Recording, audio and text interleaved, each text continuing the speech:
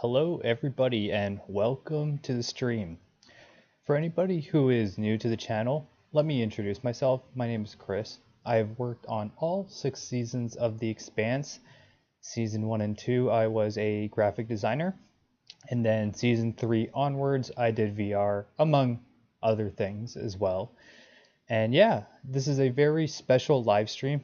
I'll be covering episode 605 and 606. One of the things too about these live streams, I don't really want them to be a recap. A lot of people on YouTube do that already. I would rather, give some behind the scenes insight and some things that I liked about the episode rather than like a complete recap. I may be going a little fast through this episode and maybe even the next one just because I have some special content at the end of the episode, or the end of this live stream, towards the end of the live stream. And this special content revolves around the fact that I've been working on the show for so long. So I got some cool stuff to show you guys. And it's a 2,000 subscriber special. My channel has just hit 2,000 subs, and I want to thank everyone for subscribing. I'm so happy that I've hit this milestone, and I can't wait to see what the future has in store. So, hello to everyone in the chat, and let's just get into it. Now, we're starting off season 6, episode 5 on Laconia, where Kara is next to the body of her brother. And fun fact, I think the screen looks so dark. But it is supposed to be night. So basically, a fun fact about Kara and her brother. In real life, they're twins. They're the same age. And she just happens to look older, so they casted her as being the older sister. But they are the same age in real life, which I thought that was very interesting. And in this scene, she pretty much hints that the strange dogs are going to do something with the body of her brother. So moving forward, again, I want to actually, she doesn't hint at it. She actually gets to see her brother being transformed. And yeah, so then we have the title sequence, which normally we'll watch, but you guys, I'm sure you've seen it before. Another thing I want to mention too about the live stream is I can't actually play the episode for very long because they will take down my stream, because that's the way copyright works on YouTube, even though this is totally fair use. So in the scene we have belters, not belters, there are belters in the scene, but they're like the enemy. We have a Martian fleet attacking the ring station and Medina. Do you guys remember all the names of the Medina station? It was Nauvoo. Then it was like Nauvoo was like the OG. Then it was Behemoth, and then now it's Medina. 3 different names. After this scene, we cut into Marco's ready room. Now, this is a scene that I like quite a lot, because anytime we're in this ready room, I'm happy, because I think the set turned out so nice. Like, look at that. It's just a gorgeous looking set. And something cool as well is I actually have a 360 VR video of this set. So if anybody is curious and wants to see this set in VR, it's virtually simulated. I'll post it in the chat. So basically what you can do is look around this set that we're in, and it is a rendition that is done using Unity. So the set designers will build the set in 3D space and then give me the model, and I'll texture it and light it and make it look awesome. So if you want to check it out, I put a link in the chat, so please check out Marco's Ready Room 360 video. Gerald says, in the pic you can see the drive cone signatures of his group of ships. Yes, you can. There's always a lot of detail put into the screens. So it's always good to see what's happening on the screens of the show, because there's always going to be things hidden. And as we know from the last episode, there's a pretty in-your-face Easter egg, which we'll get to that when we start talking about it. So we find out that the ring station has a little something extra going on. One thing that was discussed in production, we were talking about like how big should a railgun be and the different sizes of it, because the Rocinante has a railgun. The Donager class ship has a railgun. The UNN certain ships also have railguns as well.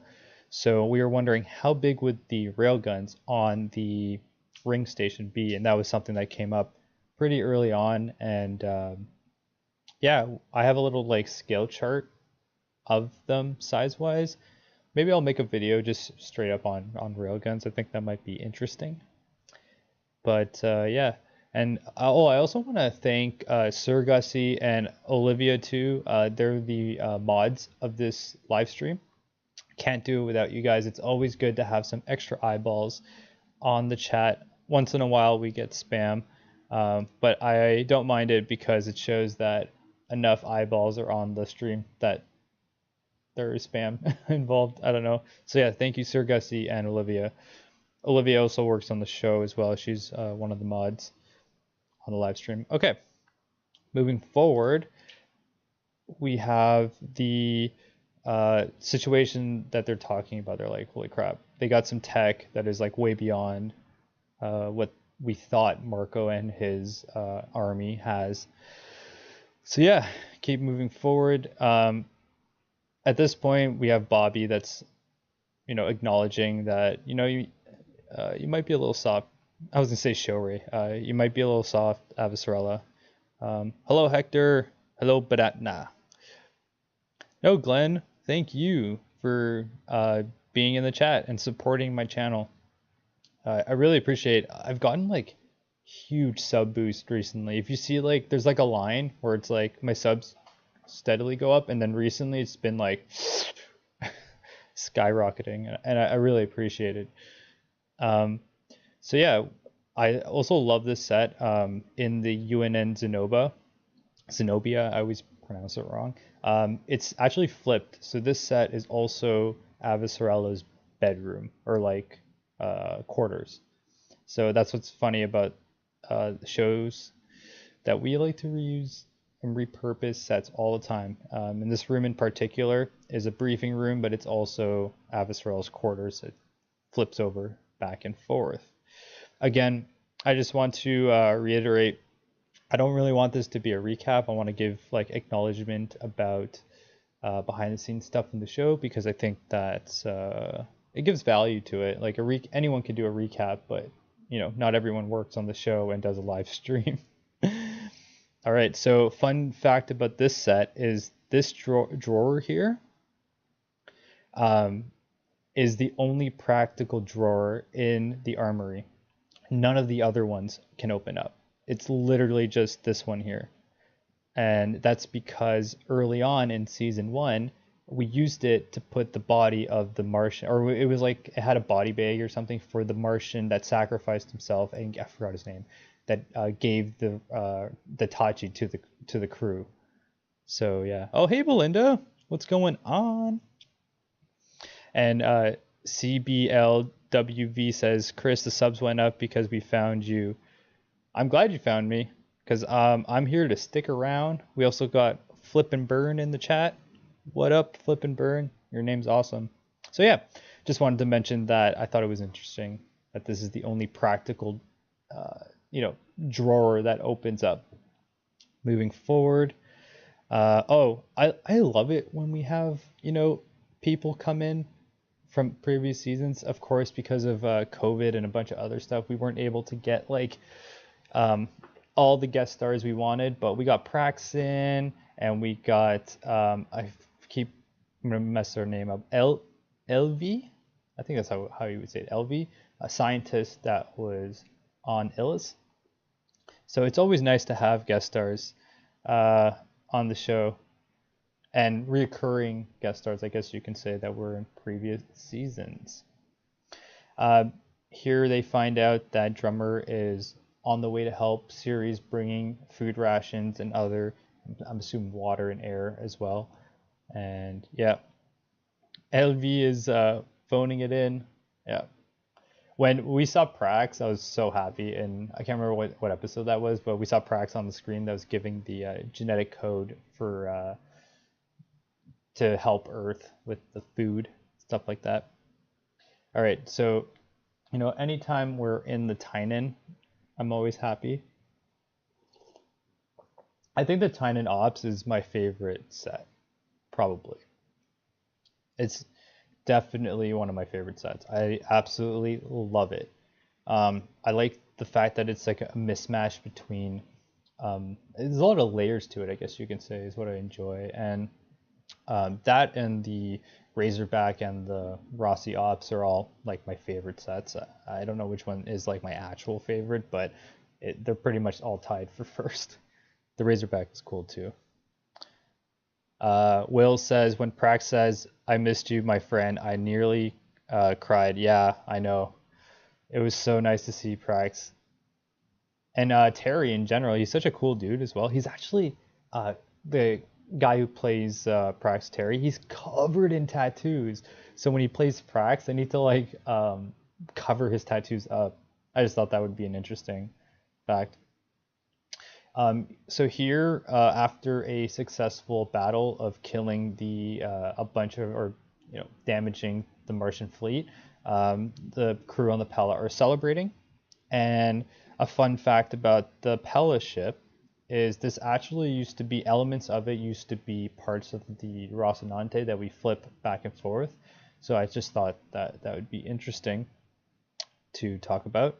And we're starting to see here a bit of like humanity in Philip, because he like is chilling with this dude when he got like reassigned with Tadeo, and he's starting to like say, "Yo, what up, man? Like, why are you in like in the cell?" But it's also a conversation about like, why are you doing like what you want to do? And he's like, "Oh, because I want to contact my brother," and he knows all about his brother, and he's clearly very his brother is very important to him.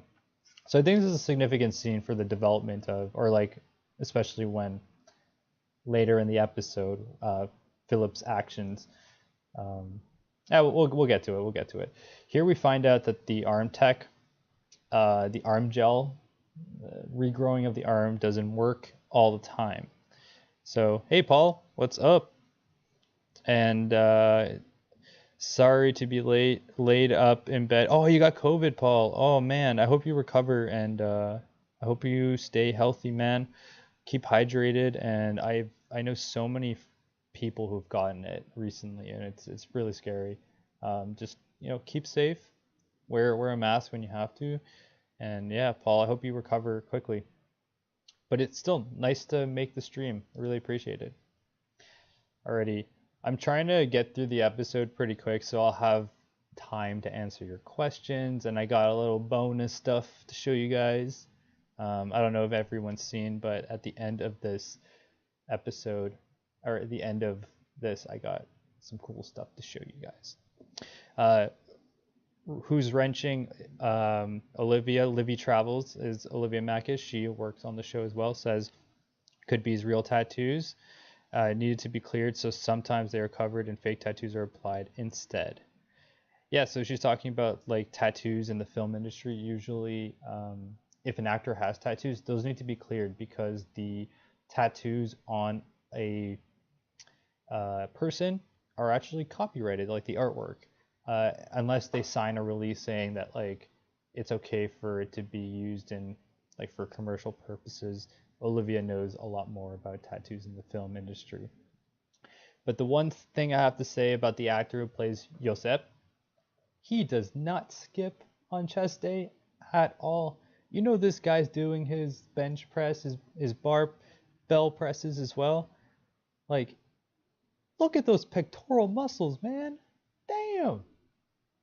They did this scene on purpose. They're like, yo, he has like, yeah, he got some crazy abs as well. Damn. Abs and pectoral muscles are great on that. I am very envious. But it's a lot of work. It's a lot of work to look with that physique, and I appreciate that. It's badass. So pretty much one thing I found interesting about this scene as well is that we find out that there's a clinic on Medina that can work on people. So it's always nice to see a bit into the like what life is on these certain. When I said Medina, I meant to say Midtown series. Sorry. Um, so basically, the idea that there's a whole world of stuff going on within the Expanse universe. Like you'll have clinics, you'll have places where they can do surgery, you'll have bars, you'll have restaurants, you'll have brothels. Like all these things exist in the world of the Expanse, and we only see a sliver of it during the TV show because we have to move the story along. We can't hang out with Amos in a brothel the whole episode, or else story wise nothing's gonna get done. I mean, we would probably love that, but yeah. So let's move forward. This is anytime there's some playback involved on a like putting a comm unit. I was gonna say the words escape me. There's a lot of departments that are involved in this scene. Like people don't realize you have props who are providing the actual unit itself, and you have to make sure it lights. Then you have VFX who needs to like track the elements. Sometimes you have playback who are designing the frame, and then you have a separate crew that films Naomi. So there's a whole second unit that does that, and then VFX puts it all together. So on a scene like this, someone talking with someone on a comm unit, it's a scene that comes and goes. You don't think about it, but there's like a lot of departments that are involved in a simple scene like that, and it's expensive too. You need to track. I'll play it just a tad. Like all the little movements. You have the reverse angle. Like there's tracking involved. There's a lot of different elements going on in a scene like this. So yeah, now we're back here, and we got to think too. So this is the same set as the briefing room. It's the exact same set. So it could be Avicerella's quarters, or it could be the briefing room. And generally what we do is we shoot them kind of like together. So we'll shoot all of Avicerella's quarters back to back, and then all the briefing room, like the Zenobia briefing room quarters, Zenobia briefing room shots together, and we block them together because it makes sense because you don't have to flip the set back and forth, back and forth. Flip and Burn asked, did each actor have their own prop handheld, or were they interchanged? They were interchanged except for Miller's. Miller's had a crack on it. It was actually just a sticker that made it look cracked, but we pretty much used it a lot. So I'm sure that the Miller, they had a phone that was, or a comm unit that was just for Miller because it had a crack on it and it was different than the other ones. But I'm sure as the seasons progressed, they took that sticker off and it became another, just threw it into the mix. But there are different comm and tablet units depending on faction. You have Belter ones, you have Martian ones, and you have UNN ones, and they all are pretty similar but different at the same time. And you'll notice if you're paying attention that sometimes the Martian ones have a bit more like metal blocky stuff on it, and they're red. Belter ones are always yellow, and they're usually a bit simpler. So Tom Buck says that Miller's cracked hand terminal was a perfect character touch. Yeah, it was. I thought it was interesting. All right, let's move forward. Again, I'm not here to recap the episodes. I really want to give insight into the production and answer your questions. So guys, you have any questions, put them in the chat and I'll do my best to answer them. Paul says, how many of the props handholds walked off the set after the last filming? I don't know. I think they grew legs and just walked out themselves. I don't know about you. What's the length of the Zenobia? I don't know. Yeah, I don't know that off my hand. Okay, so this is the next scene I want to talk about, I absolutely love this set. Um, there were so many different like nooks and crannies inside the set, in the sense that like you have like noodle stands, you have this bar, of course, you have like two levels that you can walk on because there's like a walkway that goes around. And yeah, anytime we're at this bar, I just like the way it looks, the neon lighting. You have a bit of playback as well, and we know what Amos is up to here. Amos is here to get his drink on and to get his bow chicka wow wow on as well. And drinking with Bobby, I really like the relationship between Bobby and Amos in this season. I felt like they have a bit more chemistry and they're seeing eye to eye as people who have, you know, combat experience, and they're also tough and fucking badass. So they have a lot in common, and I thought their relationships were cool. Glitter Amos.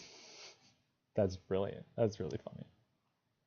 The lighting, Belinda says the lighting in the set is so good. Yeah, I think they did a really good job. You have a bit of that neon red glow. You have, you know, some other lighting from the signage. It did a really good job in portraying like a sort of seedy place, but not really. Like, I would say this is a dive bar, so it's a little seedy, but not like that seedy. And yeah, you can see a nice little like speck of glitter on his face. That was so good. And yeah, they're just drinking. I want to drink at this bar. I don't know about you guys. And yeah, they have a lovely conversation. We have a nice like uh, Amos is silhouetted a little bit behind a bar neon sign. So having like neon on the set's always great as well. Absolutely adored the set. The one thing I have to say too is every director has their own style, and you can see in every episode, like you could have given this episode to a different director, and it would have come out differently. Maybe not like entirely. Like I think that the story beats are the same, and the acting will sway a little bit depending on the director's influence, but the shooting style will always be different too, and that's always exciting to see how every director takes or interprets a scene.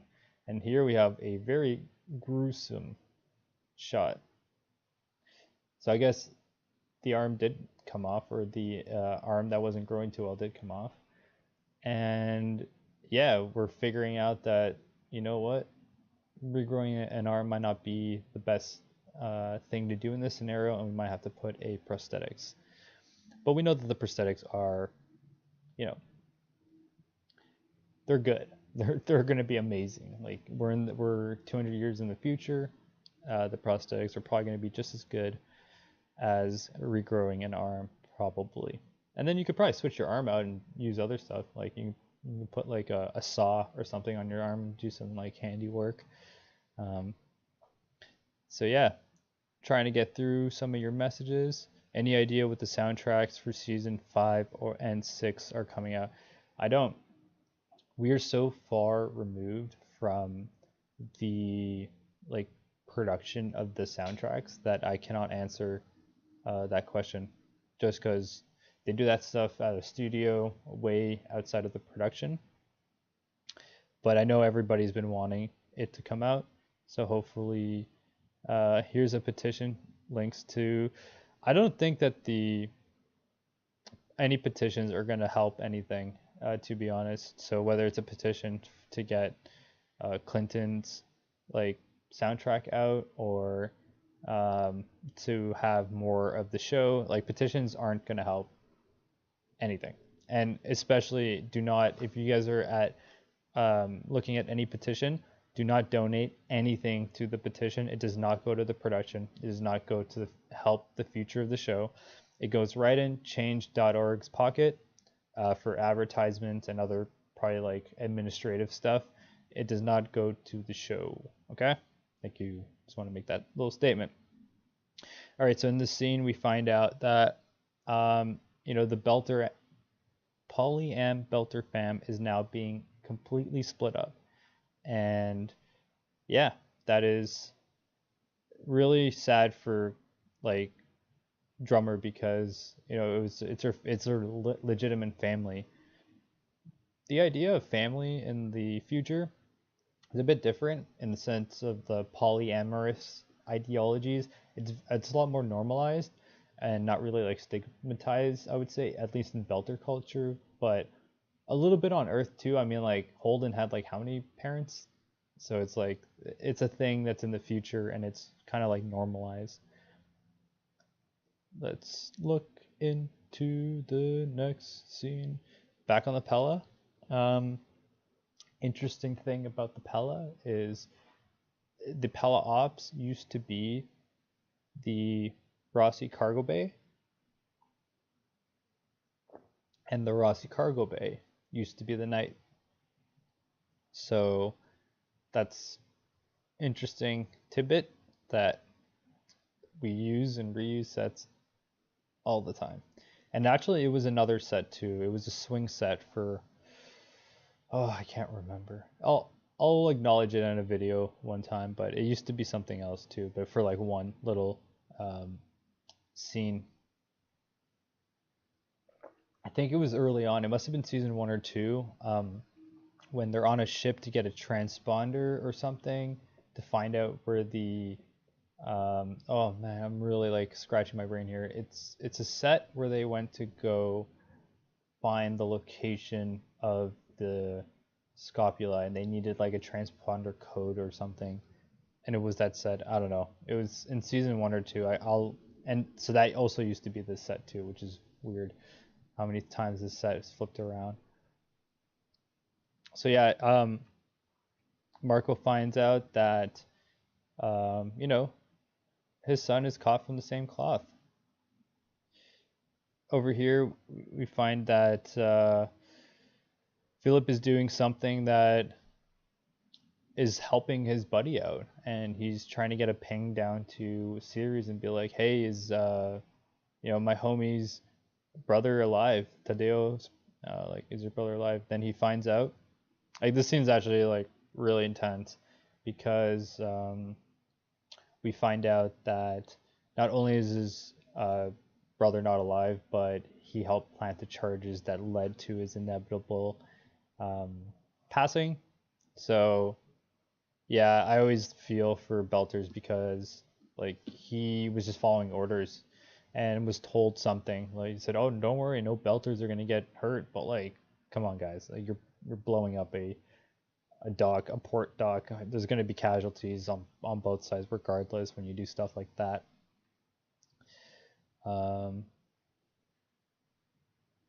Okay, so let's move forward. So Dean asks, what buildings were the trade union announced scene made out of? Love seeing Roy Thompson, U of T. Oh, trade union announcement. I think, Olivia, do you remember where that scene was? I think, was it the... I feel like it was a center for like conventions or something. I might be wrong about that. Liv might know. But yeah, we filmed in Roy Thompson Hall and some other. We filmed at the aquarium one season. That was fun.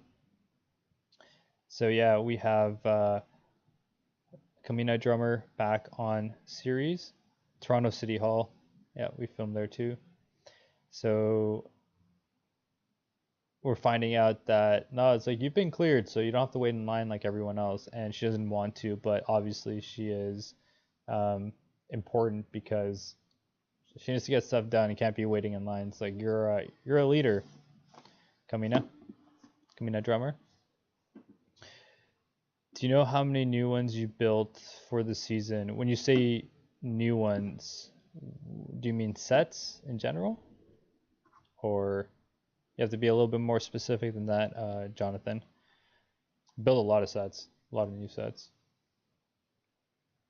And oh wait, there's actually something interesting here I almost missed. Okay, so During this scene, there is a cameo. Does anybody know, like, who is? You can see it in the frame right now. There's a cameo of a crew member. Do you guys know who it is? I'll give you a second. See if anyone can get it. Olivia says 30 new sets, not including VFX builds. Nope, it's not Breck. Keep guessing. A few more guesses. You can see him in frame. Yep, there we go, Dean. Dean got it right. So over here, right there where my mouse is on, that is Jeremy Benning. He is the DOP. No, I'm not in the scene. I've never been in a frame of The Expanse. So yeah, we got Jeremy, the DOP. There we go, right there. He's getting searched. When I totally forgot that they were doing little cameos for some crew this season, but he does not look happy. He's like, oh man, I gotta get searched again. So yeah, we have Jeremy Benning here getting searched. When I originally saw that for the first viewing, I was cheering on it. I was like, yeah, Jeremy. Jeremy got to make it on frame and do a cameo. That was just awesome. I loved it. All right, so moving forward, Kamina gets surprised by I was gonna say by Naomi in the Tynan, but they're in the Tynan like airlock set. Why aren't you in there, Chris? I'm behind the scenes, man. I gotta work. I can't spend time on set. I need to be in the art department where I belong. I've been in other shows before. Like I've been on MTV Skins, been a background on that. Been a background on a few shows, just not The Expanse. I'm a behind the scenes guy, not in front of the camera scene. I'm also like when they did the cameos, I think they were picking people that were like higher up. I'm pretty low on the food chain. Like Jeremy's like the head of camera, and they did a cameo with the head of stunts. So yeah. Moving forward, eating a concept art of what Alex of oh yeah, so Jonathan says, remember when Ty got into Eros in season one? It's Ty and Daniel. They both were in the frame. That was so funny. They just had a quick like little walk by. It actually escaped a lot of people. Like I don't think everyone knew that those were like the writers of the books initially on Eros, but that was funny. Jonathan says I do background on local movies and shows. Wish I could have been on The Expanse, but that's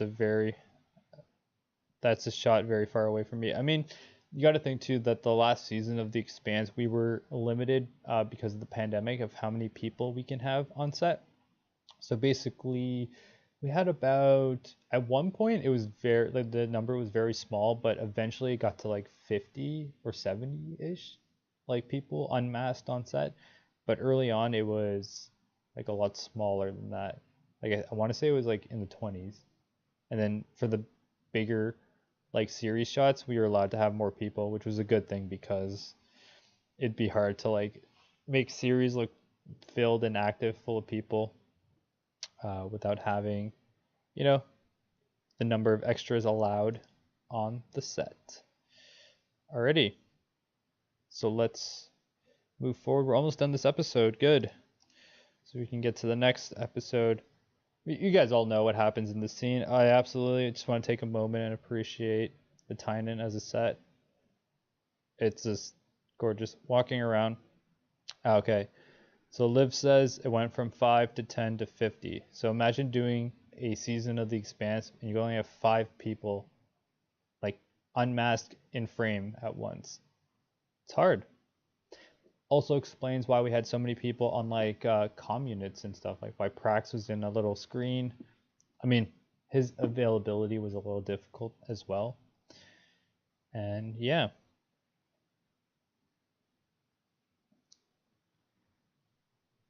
So, oh, there's no X-ray bonus content for concept art for season 6. I did not know that.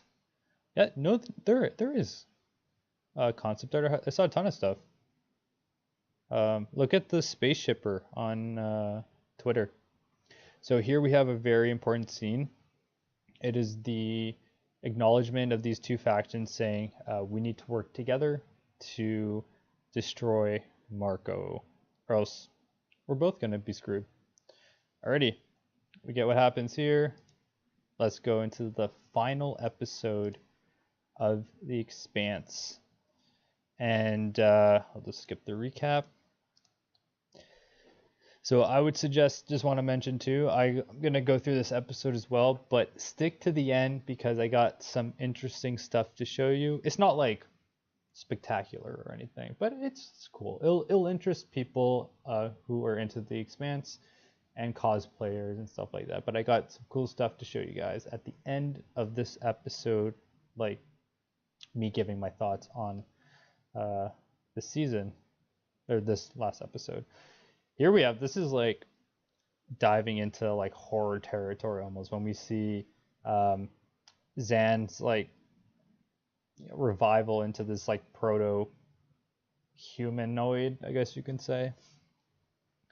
Hector says, nerd question, how exactly does the slow zone work in regards to missile and PDC slugs? I don't know. There's always talk about like inertia, where the inertia changes, so that means that they can't move, but that's something I don't know. It's not my area of expertise. When I was seeing the scene, I was like, we're diving into horror territory here, like proper horror. And it was just creepy, especially because it's like when you see the family relationship, it's like this is the father that's saying to the son, like, get the like fudge out of here, you know. The makeup was creepy, the movements too, like twitching and stuff, was also really interesting as well. But damn, I thought they did a really good job on this scene. And they put him in a closet and get them out. And then we have this scene here where it's all full like protomolecule effects. Livy Travels says he reminds me of the boy in The Grudge. Yeah, you know what? I was trying to think of what it reminded me of, and I think that's it.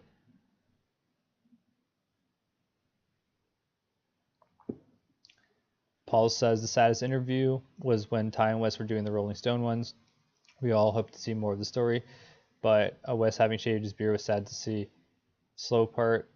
Yeah, I mean, you also shave your beard too for other roles. Like he might have a role where he is auditioning for and they need, or he might have another role that he needs to be clean shaven, right? A lot of the times actors will grow their hair and their beards really long. So when they get a role, they can take it back and it'll be natural. So that's always like something that actors do. If you shave everything and your actor needs like long hair or beard, then you need to like add that on. But as a dude, if you can grow a beard and grow your hair out, the next role that you pick, they can take it away. So let's say your character only has a mustache, they can pull the beard away and keep the mustache, or maybe they go, you know what I mean? Or like the long hair, they can cut it any which way. If you have length, you can't really add hair to it because then we're talking into like wig territory or extensions, weaves. Sometimes it's written in your contract to keep your hair a certain way. There you go. Fun fact from Olivia talking about actors' contracts. Here we're back in the UNN Zenobia, and one thing is that, so the final season of The Expanse was such a difficult season to do. I can't even explain because of COVID and just how epic everything is, especially with like the last episode. That I went back to helping graphics a little bit. So there's a lot of different console units, like where you see all these little buttons here and stuff like that.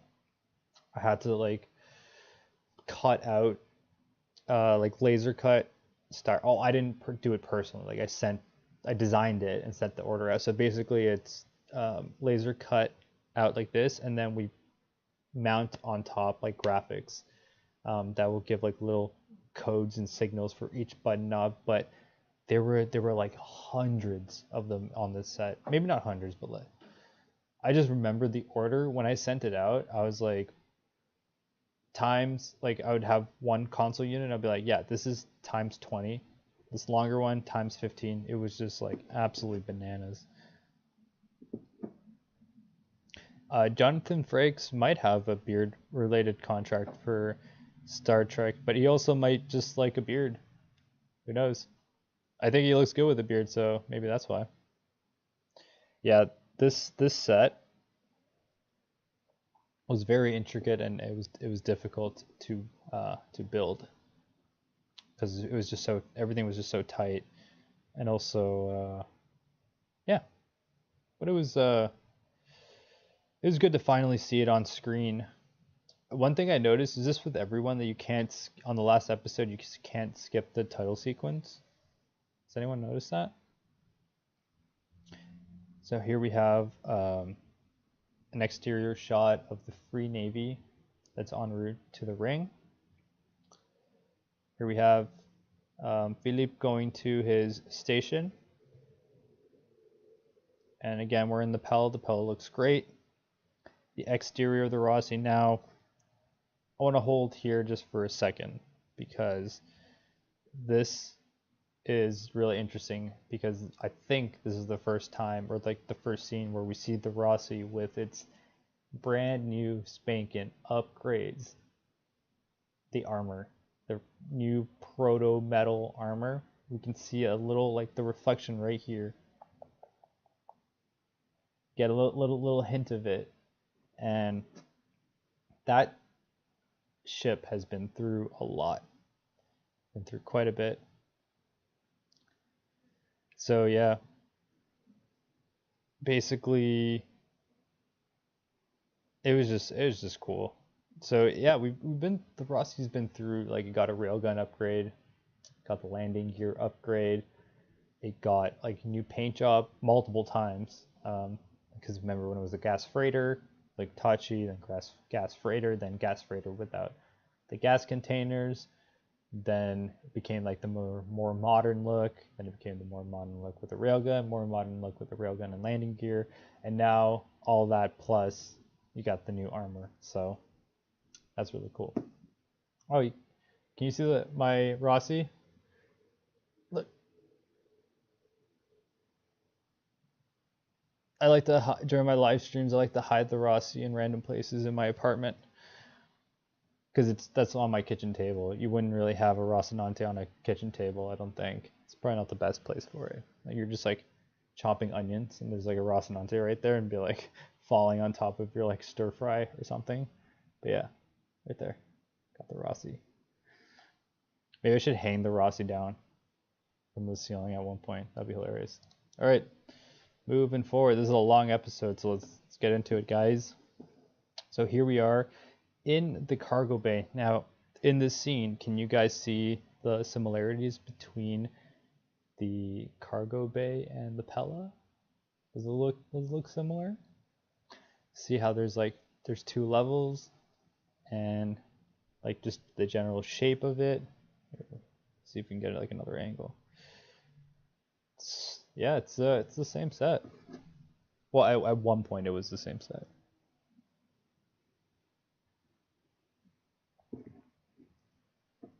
Yeah, so yeah, Liv's correct. The half set was the reactor core, but the UNN Zenobi set was like you can walk around it fully. I mean, at one point the corridors like will cut off and go into the studio, but for the most part it was a 360 set for sure. And Will says they're both Martian designs, so it makes sense they look similar. Exactly, and that is the ideology around reusing sets. We don't reuse sets all the time for the sake of reusing them. We try to find a visual language that will make sense canonically, but also just like in general. So Sirocco sets got transferred into the Rossi sets. Makes sense because they're both Martian. Rossi sets get transferred into Pella sets because they are Martian designs. So that's something that, or like sometimes we'll flip belter ships over as well. That's something always to consider, that these ships have the potential to be other stuff like the sets do, but we try to keep it in the same visual language so the similarities make sense. Hope I explained that clearly. Oh, Tic Tac, you says that the Transport Union scene was shot at Toronto City Hall. Noticed my workplace immediately. That is hilarious. Wow. That's cool when we shoot somewhere where you're like, not only do I recognize it, but it's also my workplace. That's hilarious. Any idea what happened to the Agatha King ops deck from season 3? Yeah, it became the Luna Atrium. Luna, when Amos goes to Luna and he like meets up with Chrissy. He meets up with Chrissy on Luna. Yeah, that's what became of the Agatha King. And then the Agatha King got taken. Oh, it became what was the other side? Nathan Hale. Parts of it became the Nathan Hale. And then what happened to it next? At some point, it got taken down because the same set that we built Laconia Forest was the same place where the Agatha King was. So the Agatha King studio became the Laconia Forest. So that stuff had to come down. Yeah, Avasarela's and Amos dynamic is hilarious. Thomas Prince, Agatha King, Luna Atrium, then down. See, Olivia, she knows everything. Art department coordinator. I also quickly want to say that there's going to be something coming up at some point. It has to do with like behind the scenes content for the last season. It's yeah. So stay tuned for that. I don't know when we can release it. It's gonna be like, you guys are gonna love it. I hope it comes out like sooner rather than later. But yeah, stay tuned for that. Just stay tuned on the channel. I'll definitely post something about it when it's up. But it's behind the scenes juiciness that you guys will like for the last season, for season 6. Alrighty. So in this scene we find out that Clarissa, or Peaches, has something going on with her mods, and her life expectancy has probably been like crimped because of that. And yeah, so she just because of that information, probably she decided to do something nice and went into the Rossi mess hall to make something delicious for the crew. And we got to figure out that not everyone likes red kibble. Maybe only belters like red kibble. That could be a thing. Alrighty. It's always nice to see the gang together in the mess hall, just like munching away. And I just want to say too, like one thing straight up about Frankie Adams' physique. It's like she's built. Like I've seen her at the rap parties, and she's like really tall too. Like I think they did a great job casting. Like look at her arm. It's like she's huge. Like huge in a like a Amazonian woman type of way. I thought the casting for Bobby was just like spot on. I think Frankie did a really good job over the season. Over the seasons, I should say. Here we have so I wonder if this is like a little, I just realizing it now, the little Black Lotus here, or maybe it's just a regular Lotus, that Alcon's next production is the Blade Runner animated series called Black Lotus. So I don't know where that came from. Excuse me. Will says casting in general on this show has been outstanding. Yeah, I think they did a really good job with casting, for sure. For sure. Paul says the last season, lots of story to pack in, but it's so nice little touches like dinner together, demonstrating family. Yeah, it was a nice scene, I think, having them being in the mess hall and just hanging out. Oh, hey, we have someone from India in the chat. What's up? I've always wanted to go to India so badly, and I just want to eat, like, I generally eat vegetarian lately, so it'd be nice to explore a culture that has a lot more vegetarians than they do here, or another, like, Western cuisine, we could say. But yeah, I've always wanted to go to India. Where are you from in India, man? Uh, Te Techi, I think your name is? Yeah, so Paul says she's not supposed to be a blonde, skinny bombshell. She's supposed to look like a Marine. Well, yeah, she definitely does look like a Marine. For sure.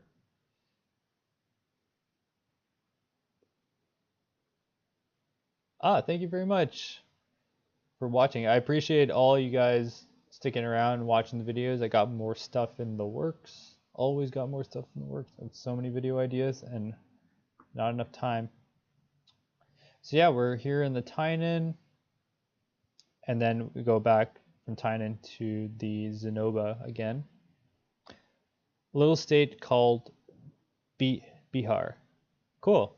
Wicked. Yeah, I've always wanted to go to India. I've done a lot of traveling in Asia and Europe and stuff like that, but I've never been to India. But one day, when travel becomes normal again, or I guess easier, I'll definitely go to India for sure. Are you comfortable with saying what studio was used this year? Hell no. There's no Pinewood by Oshawa. There's no. Is there a Pinewood near Oshawa? No, I'm not saying where they shot any. I will say that season 1 and 2 were shot at a Pinewood, but not. I didn't know there was a Pinewood at Oshawa. So yeah, here we got some interesting stuff happening because they're about to storm or about to like make the main battle sequence happening, and they're talking about how it might not be a good idea to have Avasarala on a ship that's so close to the combat, but that's where she wants to be. And no, Tic Tac, don't worry about it. Don't have to say sorry. I don't like to give out information like that. Um, it's not fair for the people who work on the show. So yeah, and this next scene. Yeah, okay, cool. You'll be waiting. I can't wait to go visit India at some point. So yeah, basically this scene here devastated me so bad. I hate seeing holes in the Tynan. I know they can be patched up, but man, this drives me bananas. I'm just like, no. Um, oh man. All holes can be patched up though. The Tynan is a ship. It gets shot up again, and it's a ship that can be patched up. And I know that. I know it can be patched up, but for a ship that I like so much, this devastates me to see holes in the Tynan. But also, like, we get a pretty gruesome thing happen too. Maybe I can play it. We'll see. Um, I can't play too much, or else my stream's gonna get taken down. Paul asks, uh, Chris and Livy and the other techies behind the show, do you tend to stick to sci-fi, or the next show will be wild, different, like mellow? I will never work on a cop drama, medical drama. I did like 3 cop dramas and medical dramas back to back, and I said to myself, I will never work on one of these shows ever again. They're boring. I cannot stand it. I'm actually like leaving the film industry at some point. I want to make my own games, but yeah, basically we're currently working on a sci-fi show. But yeah, it's just because I guess maybe we're like typecast now that forever we're gonna be now the sci-fi people. But nah, I just feel like my skill set really works really good for sci-fi by designing the sets in VR. When you have that sort of technical knowledge, it helps like fantasy and sci-fi. It doesn't help medical dramas. Like I don't see myself doing VR on a cop drama. It just doesn't make sense. It'd be more like that it'll be better for like epic sci-fis and maybe like post-apocalyptic shows where I can simulate in VR like huge, you know, areas of rubble and destruction before we go to camera. I see myself like more in that genre or realm. Olivia jumps around a little bit. She worked on like comedies. Um, she really wants to do horror as well. Did you ever have to work on enhanced effects for a cop drama? No, I didn't. But Tom, I like that question. One time I did have to make like a sniper scope, like, and they said they wanted like a little bit of like totally unrealistic. Like anyone who's like looked down like a barrel of a not a barrel, but I've looked down a scope knows that there's no animation with a scope. But yeah, sci-fi horror would be awesome. No, but I think I'm speaking for Liv, but I think she wants to do more like traditional horror, um, like haunted horror type of things. I don't know. She could speak for herself, but um, yeah, seeing holes in the Titan just kills me. Oh yeah, and this scene too. Oh, this scene here hit me in the gut. That's for sure. Um, Paul, I read that there's an Aliens TV series in the work. I've actually heard that too. Um, I don't know where it's at because I think they want to get people involved that are just busy doing other stuff. But yes, I did hear that there was an Alien TV series, or I've heard like rumors that they're thinking about doing it, but like who knows if it's actually going to go to production. Um, what about a cyberpunk medical trauma team like in Cyberpunk 2077? But that okay, but if it's set in cyberpunk, it's already like sci-fi at that point. It doesn't become like it's not like our traditional medical drama, I could say. I don't know. I'm kind of over drama. I would work on a like comedy kids show. I don't know what I would do, probably like graphics, but like I worked on like a two kids shows back to back that were comedy, and the crew was so good. Like we had such a great time because it was like when you work on a comedy, things don't have to be perfect. Like if you make a sign and it looks kind of shitty, that's kind of the point because it's like a comedy. And the stress was really low, so I would do a comedy again for sure. Um, but yeah, for the most part, I want to work in like doing video games. Already, yeah, but going back to like we're getting like way off topic here. I do enjoy it though. I think it's fun to go off topic sometimes. This scene here, just like it hit me in the feels. Um, oh gosh, just because Lang was just like a character I really enjoyed, and the fact that he sacrificed himself to take out that fucking Marco was a. I was also thinking too, like Star Wars tried something like this, but they could not do it like the Expanse. And when I say Star Wars did something like this, it was in the Last Jedi when the ship kind of like sliced another ship in half. But it's different than this because here we use a bit more like ideology and physics. Um, James says, a bit late to the stream. I had a quick question earlier about the drummer scene. Drummer's fleet fires their torps to the frigate, but all the VFX torps shows that they fly past it. Was I missing something? I don't know. Guess I'd have to rewatch the scene. It's ridiculous that the Pella was not destroyed by the ramming attack. I mean, I wouldn't say it was destroyed, but it got like it got pretty freaking messed up. Um, like it pretty much rendered their like ship pretty useless. And you got to think too with the ramming attack. The Pella is a pretty big ship, and the ship that rammed it is small, so maybe it didn't take out like key elements, but it definitely disabled a lot of the things going on the Pella. Like it did some decent damage.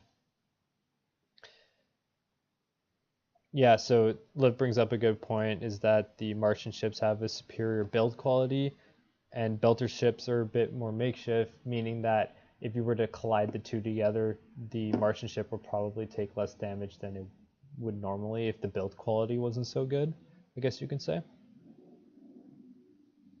You got a big hole here, and this scene really emphasized the fact that when you are in combat on the deck, you need to be in a vac suit because a round can rip right through and you'll be out in space and you'll have no more like your compression and your air life support systems are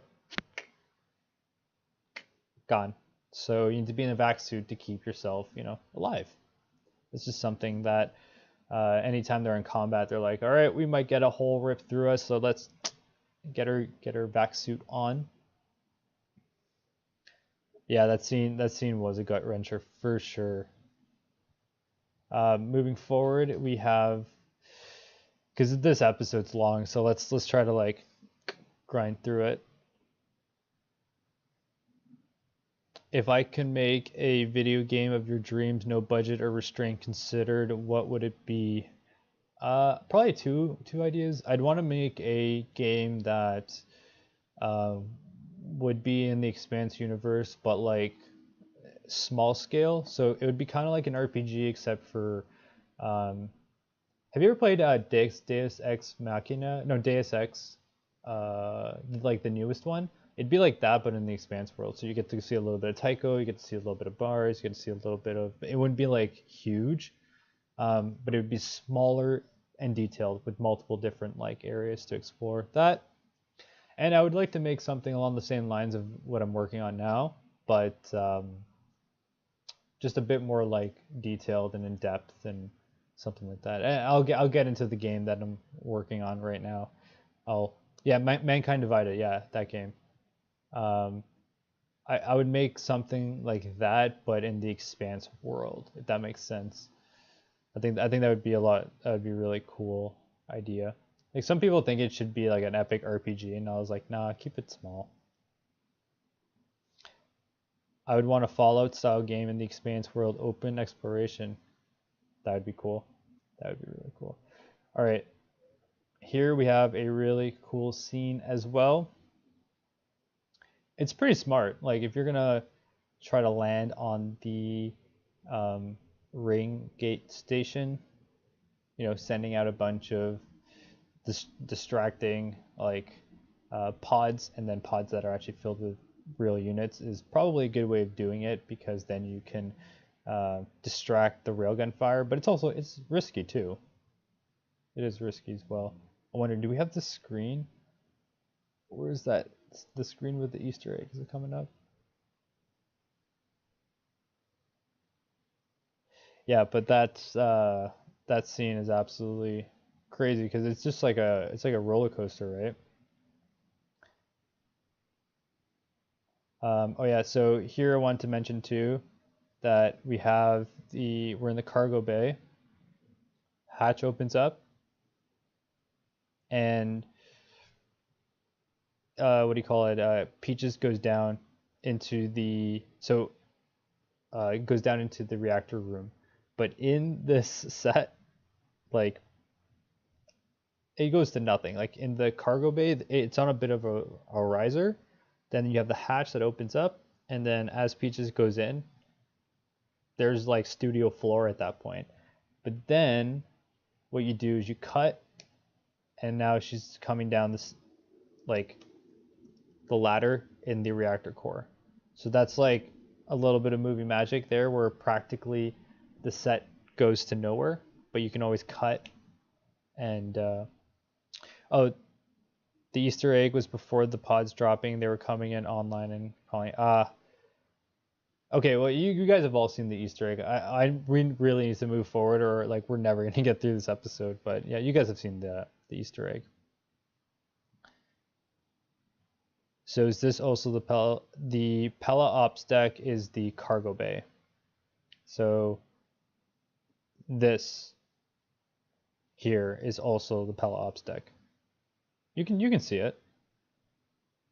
But the reactor core. So a fun thing about this set is that we only built half of it, half of the reactor core. So at one point, it almost like there's like a slice, and it becomes CGI, and then the other part is actual real build. It's hard to tell like where it is. Um, for the most part, we try to shoot the parts that we built. It just makes the most sense budget wise. So there's less CGI,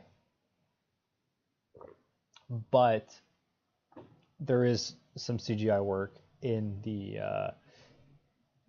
reactor core. It's just because this we only built a portion of it, so there is set extensions involved as well. And we find that Peaches is doing her job as a mechanic on the during combat already. So there's a few names on that Easter egg that were related to people that Narang knew, and he threw it in as an Easter egg. Are there Martian dropships with all the cargo container? Yes, I believe there are. Or I should say Martian style dropships.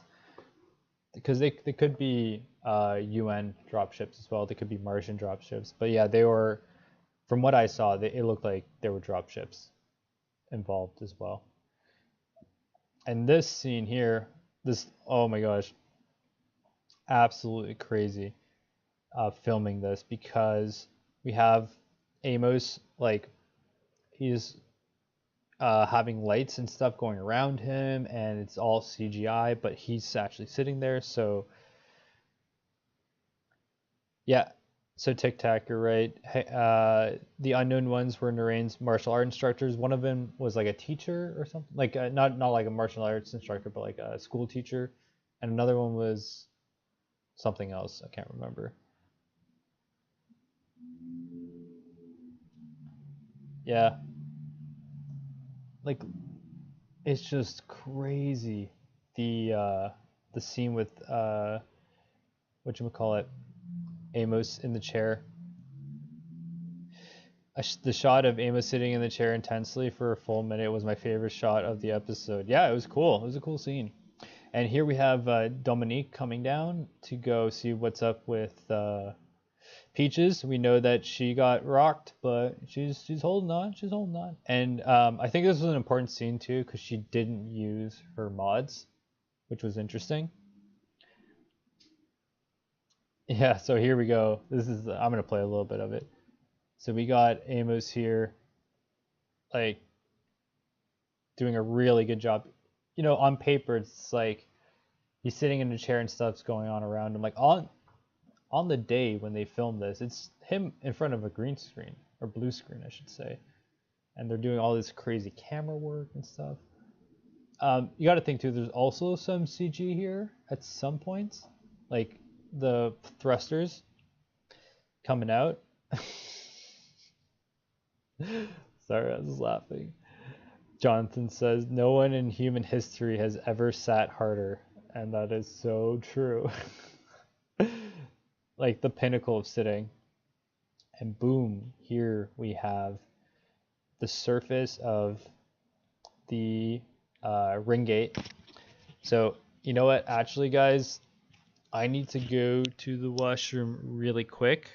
So please chat amongst yourself on frame. I'll be back in 1 second. I'm just going to take a leak. Give me a second.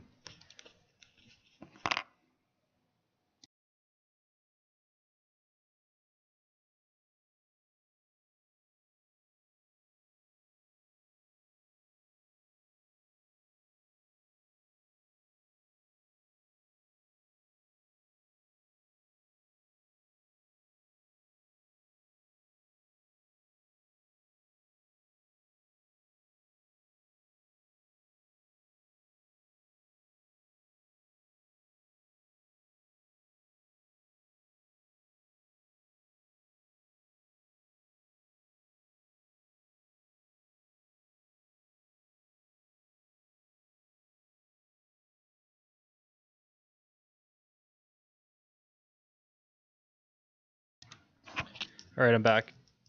Sorry, guys. I really had to go. I had a tea before starting this stream, which probably wasn't a good idea. I was really craving a tea. So I'm back. Alrighty. Someone on Reddit called the chair a Mary Poppins alternate take. That is hilarious. Alright. So here we have some combat on the Ringgate station, and I feel so much better. I had to go really bad. The cool thing about this is that we actually only built a small portion of the Ringgate station set. Pretty much like up to, let's see if I can get like a clear frame here. So pretty much I would say up to here. See where that line is there? The rest of that's all CG. Maybe even closer actually. No, we had a bit of a walkway like here. Pretty much that bar there. Yeah, a lot of this is CGI. So yeah, and of course all this stuff back here would be CG. Yeah, I know, sorry Jonathan, we didn't really build a huge ass railgun. But seeing the set though, you'd be surprised in how small the walkway is.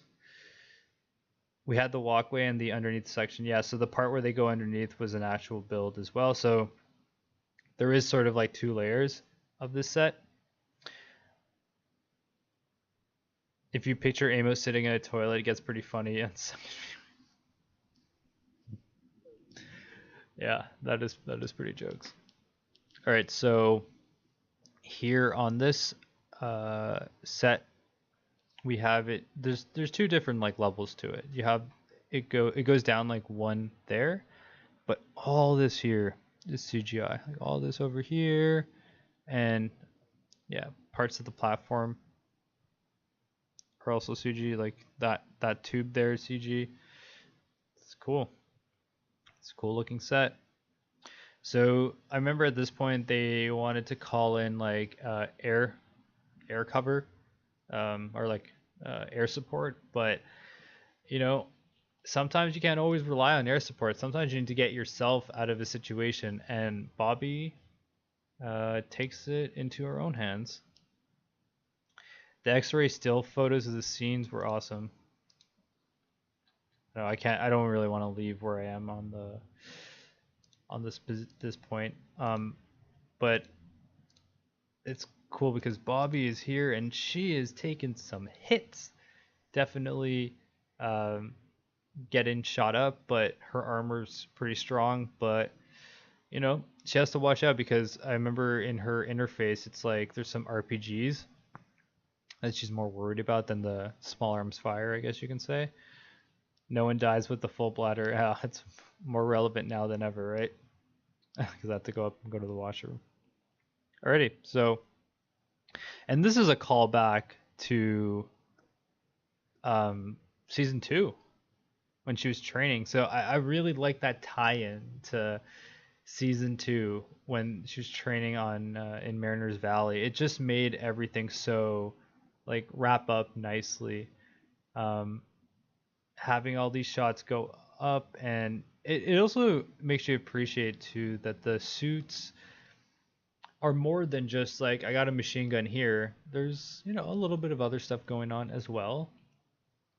And Glenn M says the lighting in all the episodes was amazing. Well, that's comes from Jeremy and his team, Gary and his team, the lighting guys, all the gaffers, all that stuff. Like the crew did such a great job with the lighting, and I think they really stepped up to the plate because it was an ambitious season. I think this was a really ambitious season. So we have here one of the reasons why she's in this position is because like her 1 foot is like meg booted to the ground, and yeah, she's getting rocked. But you know, Amos goes in to protect her. I also find it interesting too because the whole season they had like a dynamic between the two, Amos and Bobby, and it was nice to see them together in this scene because they're helping each other out. Well, Amos is helping her, but also she helped everyone because she went to go, step up and be a tank. And made me wonder how much gravity the ring station exerts. I don't know actually. These are all really good questions. I just can't answer all of them. I love season 2 callback that Amos gets shot in the opposite shoulder. Amos like always gets hit. They always find a way for him to get rocked, you know? He always gets hit. All right, so then here they find out that Marcos is not going to get the reinforcements that he thought he was going to get. And again,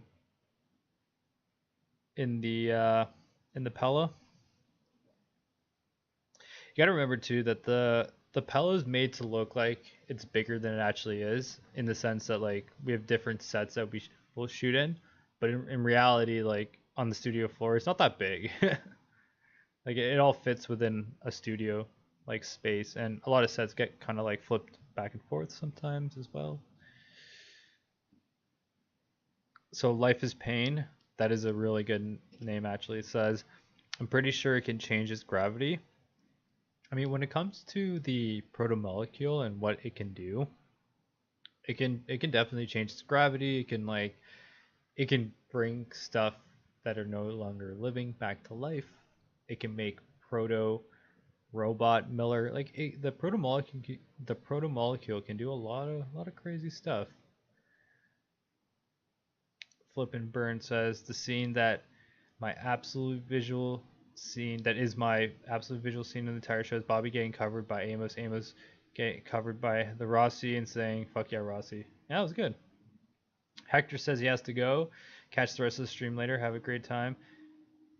Peace out, Hector. Nice to see you, and thank you for catching the stream. It's all good, all good.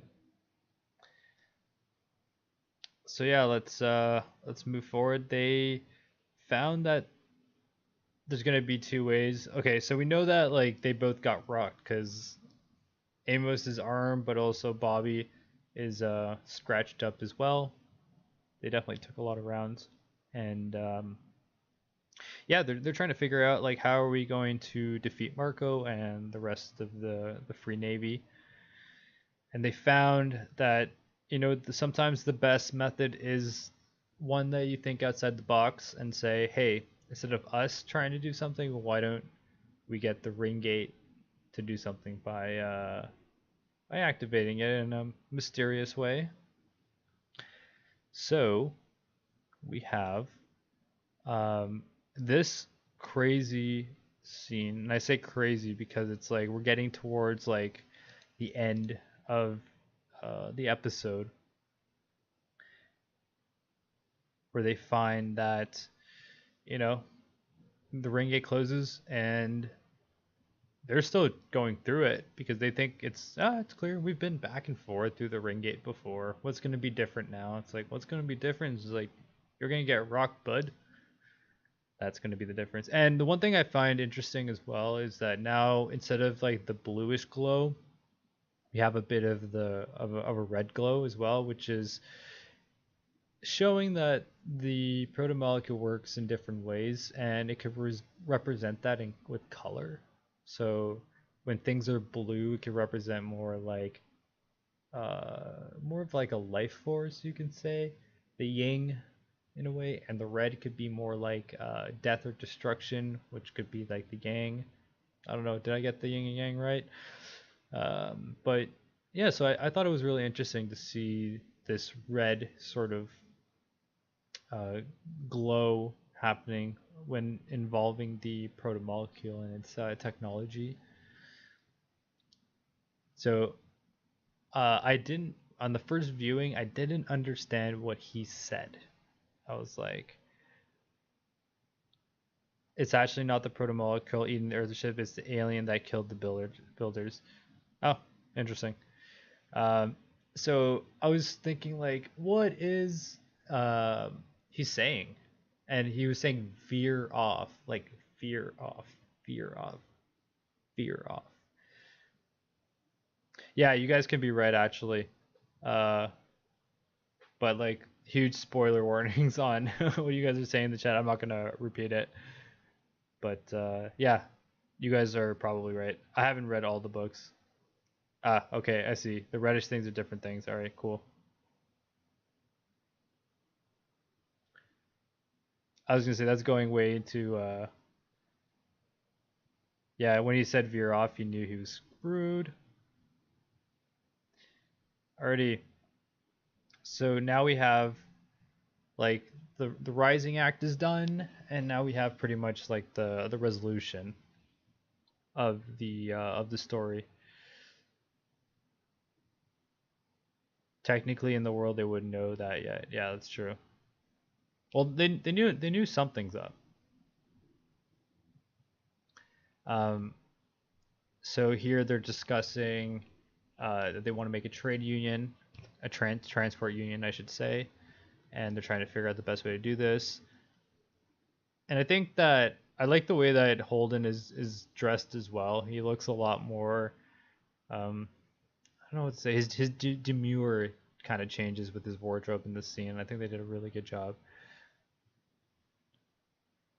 I don't know if Holden come in contact with them earlier in the season. Maybe he did last season while transiting. Yeah, I think it was more season 5. Yeah. So, and you got to think too, everything back here, I should just do it on my mouse, is CGI. Because, like, we're shooting through the glass to the background.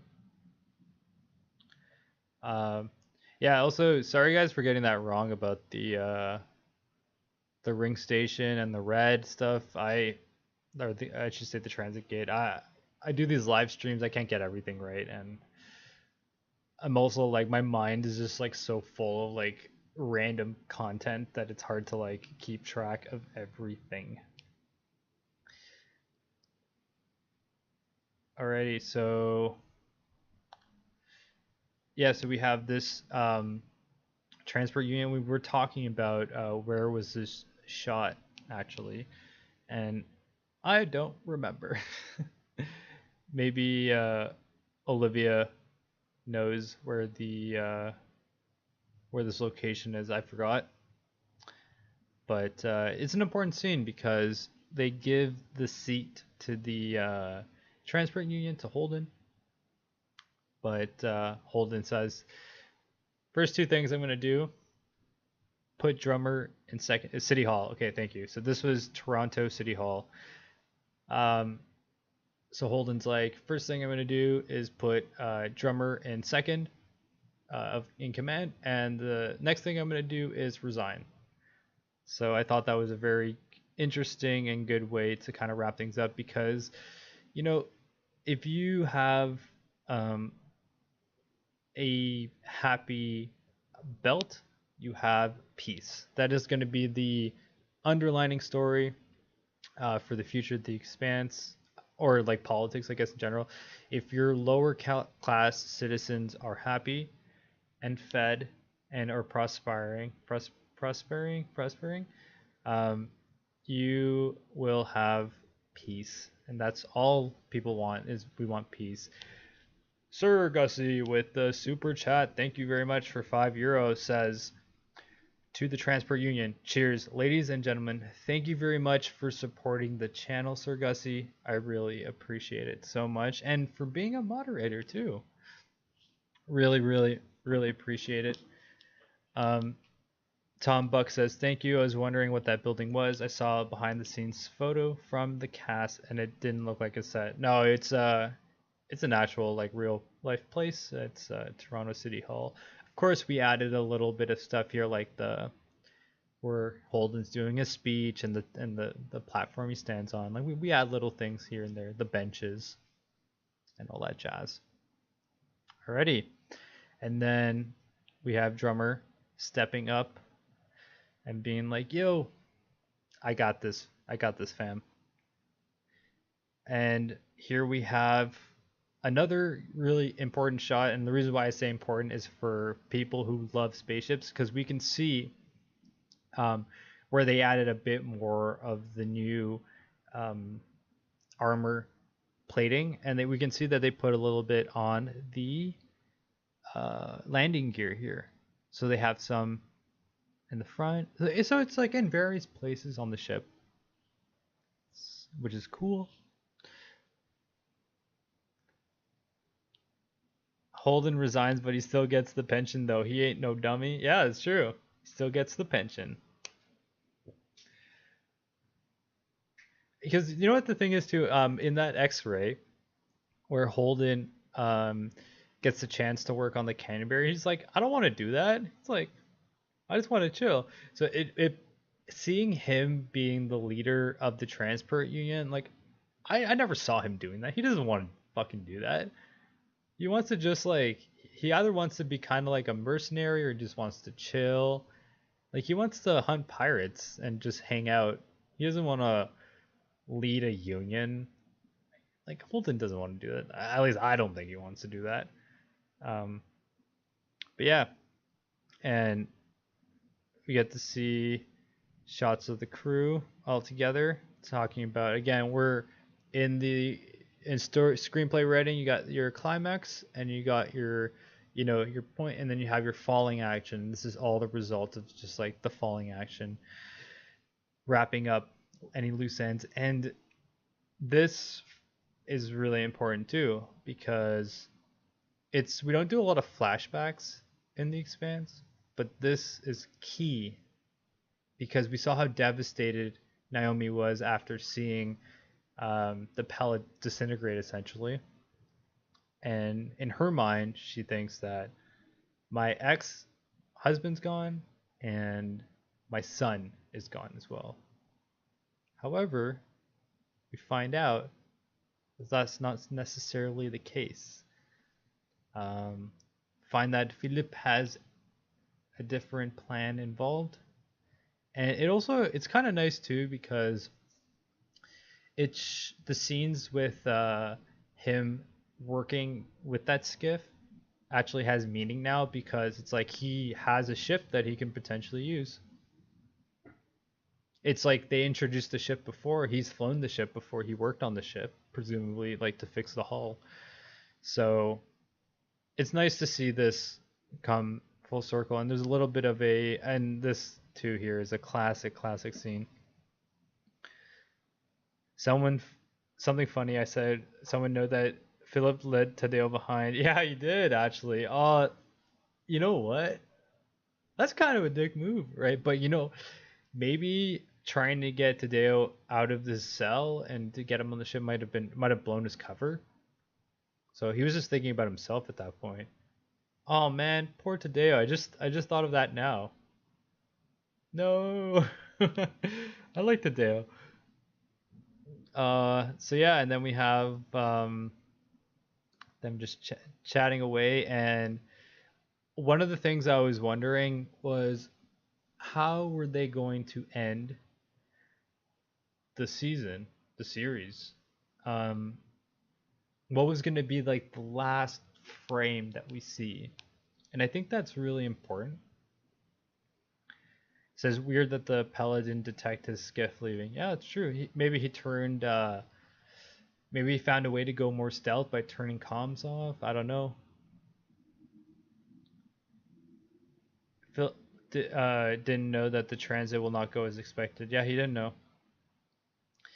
So yeah, basically, my big question was what was going to be like the last frame of the series, and I thought they did a great job. It's the Rossi going and just into the stars and having the drive plume melt into one of the stars in the horizon.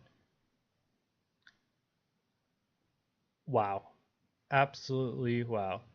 I could not think of a better way to end the series by having that last frame. Yeah, it's the Rossi riding off into the space sunset, and the fact that it just blends right into the other stars.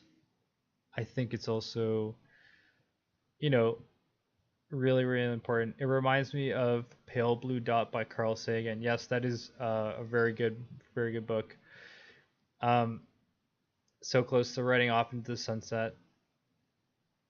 Such a brilliant ending shot, and I know for a fact this was Narain. This has Narain written all over it. I'm 100% sure that Narain did this. Um, Matthew Maddock, thank you very much for the $10 super chat. Thanks so much for doing these. I put the Indigo Parallel on my Steam wish list. Yes. Oh, that's amazing. As you guys might know, I'm working on a game called the Indigo Parallel, and one of the best ways to support me is to check it out and put my game on your wish list, because I do want to get into gaming at some point. So there is my shameless plug. If you guys can support me by just like taking a look at the page, and if it interests you, put it on your wish list. That's my plug. And thank you, Matthew, so much for the super chat and for putting my game on your wish list. I can't say thank you enough. And CBL says, thanks for all your time on this, Chris. We nerds love this. Yes, I'm glad you love this, but guys, this is the 2,000 subscriber special. I got something to show you guys that I think you guys will like. I collected some images from some things that happened over the years, and I thought you guys will like it, especially cosplayers would like what I have to show you. And I thought, you know what, this is the 2,000 subscriber special. It's episode 605, 606, and OG Dot says, we'll wish that now. Only fair, I haven't caught your streams before, but see, I've watched a lot of your videos. Thank you very much. Thank you. So yeah, I really appreciate any support when it comes to the channel, when it comes to the game. It's like, it just helps me so much. But because you guys have been such a good sport and been like so good supporting the channel, I got some pictures I want to show you guys. Now, this here is a season. Hold on, I need both hands, so let me clip my lav mic. I'm not a gamer, but I will support you in some way. Thank you. Yeah, like, it doesn't matter if you're a gamer or not. Even just look at the page and just read what it's about. It's something the game's something I've been working on for years now, and I'm really passionate about it. And the more support I get on the games, the more support I will have, and the more like influence and power I'll have to do, you know, more stuff in the future and more games and stuff like that. So yeah, I appreciate any support. So yeah, basically this is in season 2, and before we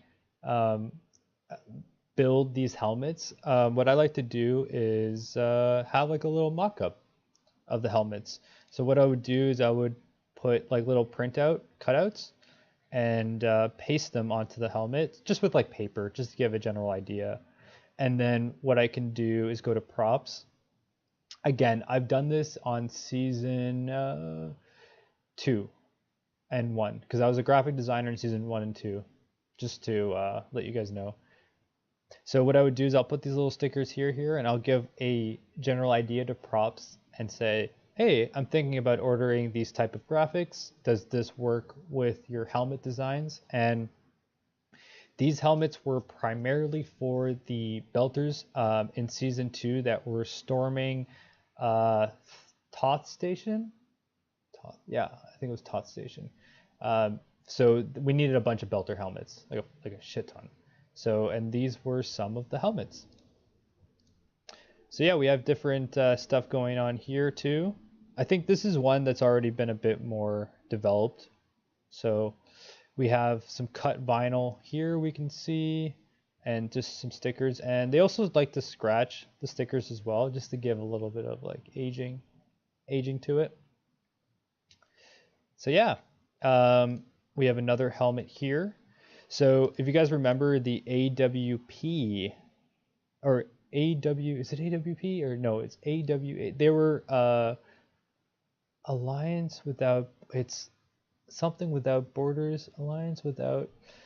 Basically, it was the ship that went to go try to help Eros, a medical ship that says, "Hey, we're like Doctors Without Borders," and I made these helmets. And the thing is, they said is they wanted some sort of way to like take off these medical symbols because these helmets had to be used for other belters and stuff like that. And this was only for one scene.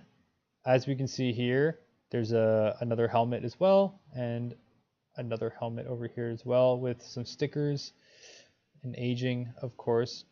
Remember the Marasmus. Yes, it was that ship, the Marasmus.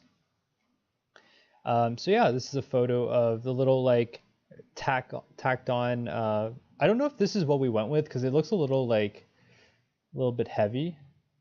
I think we went with something thinner, maybe. I can't remember. It's so many years. Aid Without Allegiance. There we go. Thank you very much, Olivia. Aid Without Allegiance is what this, image here is. All right, moving forward. This is a UNN pin that I did, and one of the ways we made it look so, well, I think it looks pretty good. And one of the ways we did this is we print on a metallic material. So basically you do like the blue color, but on like a reflective vinyl that looks like metallic. And then it's cut out by a little machine. And then you peel the sticker and you carefully put it on like a regular pin. And you get this result. And it looks like a pretty legit pin, especially because you got to think it's like this big on someone, and it's really small. So the whole idea is you want to get the impression that it's like all metal and fancy. But I was actually quite impressed the way that it turned out. Again, guys, this is going back from season 2, so this is like going back into the old memory bank that's in my head. Got another image for you guys. This is Taiko Bar, a bar on Taiko. There's a lot of classic scenes here. We have a whole array of drinks, and like, check it out. Again, these are all my personal photos, so you won't see these photos anywhere else, I don't think, at least. But yeah, we got some vodkas, we got some bottles of water that have been redressed to make it look like alcohol. Got chairs. So I think this was like a few days before they filmed it because they still had to add a little bit of dressing and knickknacks and stuff like that. But this is Taiko Bar.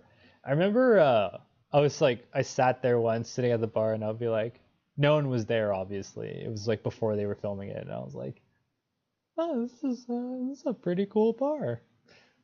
I liked it. So yeah. Taiko Bar. And we got some signs here as well.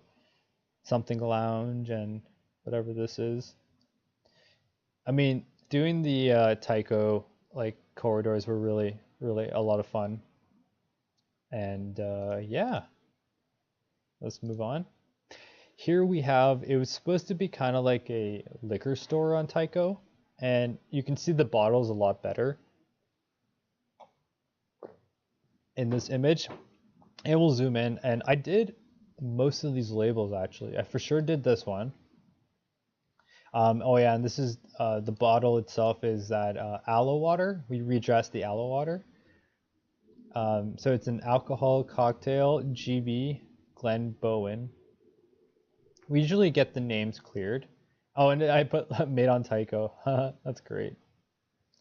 I really like the way Hunt vodka turned out. This label is, again, I used the metallic, like printing on metallic. And I made two. This one is cherry flavor. And we use, there's a bottle of water that has these really funky containers. I think it's called, is it called Voss water? Something like that. And this is another type of vodka, so I think the yellow label is like the plain vodka, and this one was supposed to be like the cherry flavored vodka.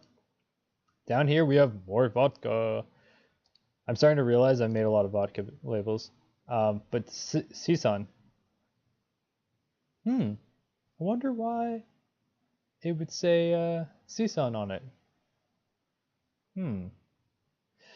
Flip and Burn says, was about to say some of those bottles are quite common. Yeah, they are. They are quite common. I mean, that's what we do. We use common bottles. Season is Kim's last name. She was a graphic designer on season 2, 3, 4, 5, and head graphic designer on season 6. So on season 2, she started as a second assistant art director for graphics, and by the final season, she was running that part of the department. Head graphics. Kim, shout out to Kim. Season Blue vodka. All right, moving on. Just like a simple bottle of hydrogen peroxide. If you can see the relationship between this logo and the went too far. The hydrogen peroxide logo. It's the same.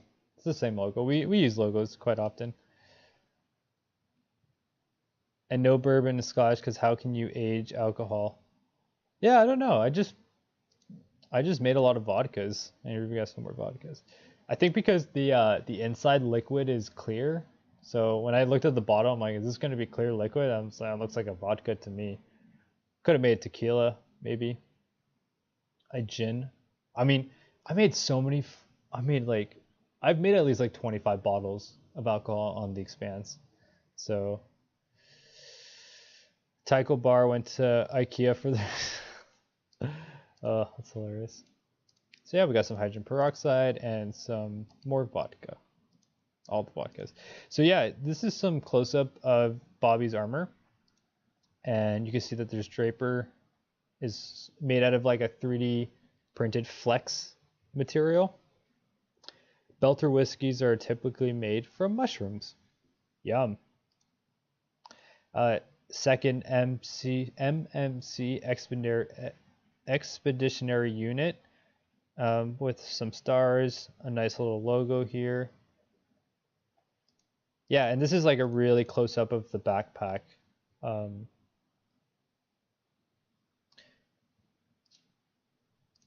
Here we have her boots, and you can see all the the little tech. Like I don't think anyone has got into like this much detail with a single image when it comes to the Martian marine suits. So I hope you guys appreciate this. I had to dig up these photos, and I was like, you know what? Maybe you guys will like them. So yeah, we have a little thing here that says liquid cooling vent, and Marika is the graphic designer that did all these little graphics here. So shout out to Marika. You did a great job on Bobby's armor. It was a pain in the butt. I know that because I worked alongside you, and I could just see it was difficult to get this to look the way it is. And then we have here's some Mandarin. Does anyone want to translate that? I can't, but I'll hold it here long enough so people can take their screenshots or whatnot. But yeah.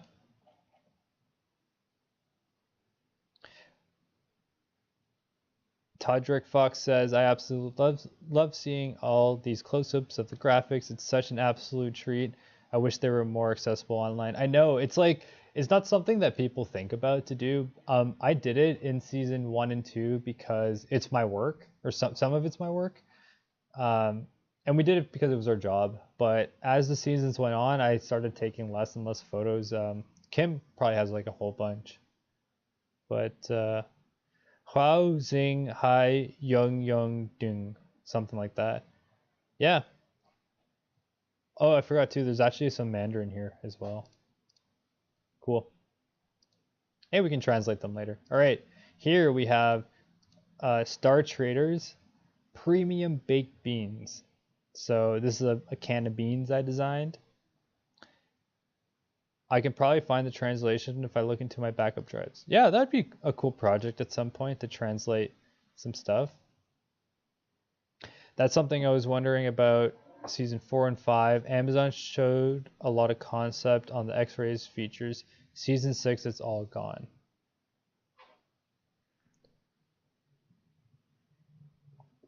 Google Lens says traits of fire, corpse, marines. Oh, that's cool. It's really cool.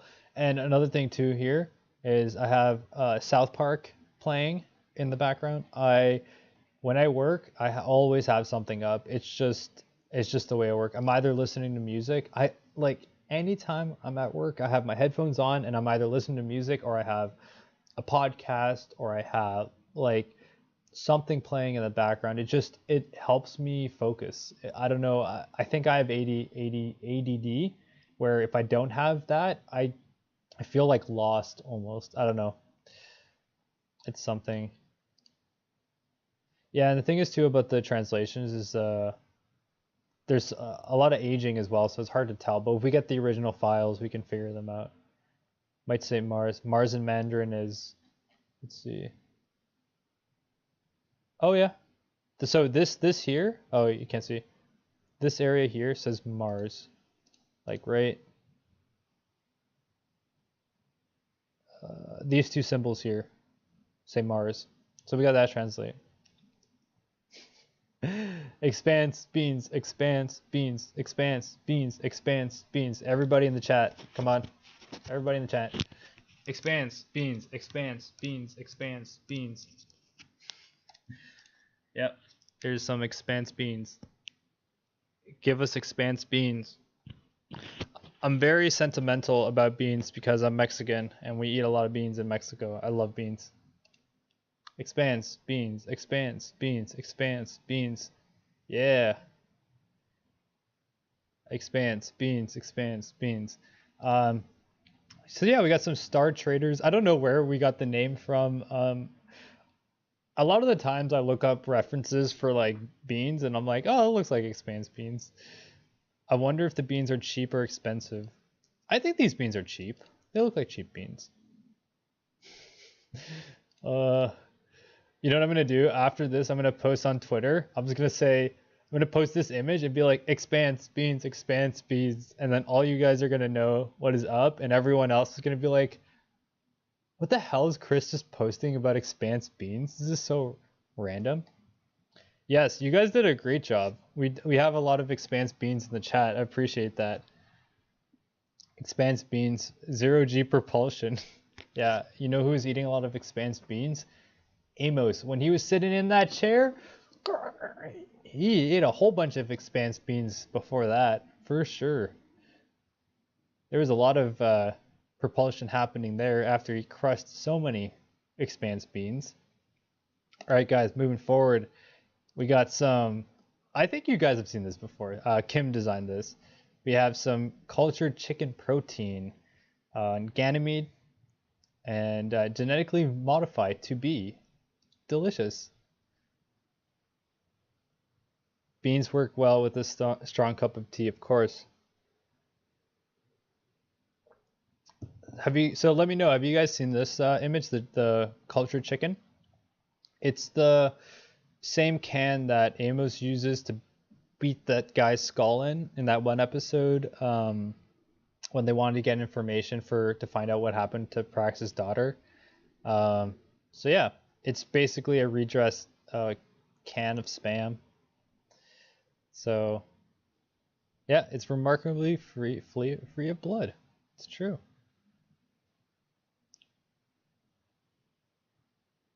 Is it Miller? I think it's was it Miller hitting Diogo or was it Amos hitting that tech guy? Beans, they aren't that gross unless you're a chair named Amos. Yeah, it wasn't Diogo. It was Amos and it was some like tech guy. Thank you, Todrick Fox, for saying I absolutely adore seeing all these in-universe brands. I thought it was something interesting to do for the end of the live stream.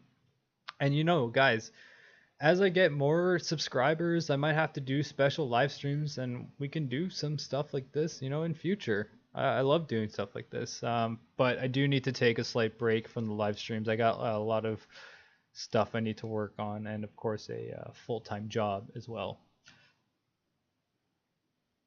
So let's and this here too. We have proudly grown on Ganymede.